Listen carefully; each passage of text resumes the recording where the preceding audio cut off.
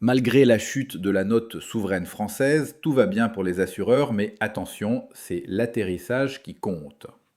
Vous l'avez sans doute déjà oublié, mais l'agence Fitch vient de supprimer un A à la France qui se retrouve au niveau A+. C'est très embêtant, mais tout le monde semble trouver cela sans intérêt. Oui, je suis fier de mon jeu de mots. En particulier, les politiques et les journalistes.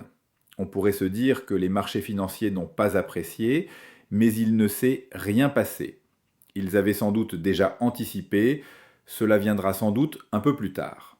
Pour ce qui concerne les assureurs, c'est quasiment l'euphorie. Bon, je m'emporte un peu, mais retenez qu'aucun impact n'apparaît. Nos amis de Fitch se sont même fendus d'un communiqué que les assureurs français étaient modérément exposés à la dette française. Mais attention, car des lézardes apparaissent dans ce tableau idyllique. La CNP, qui n'est pas précisément l'assureur du coin de la rue, voit sa note abaissée à A comme Anatole.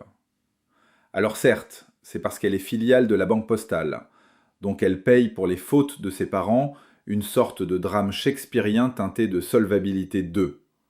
Cela n'en reste pas moins un signal pas ultra positif. D'autant que la météo nationale ne semble pas du tout s'améliorer.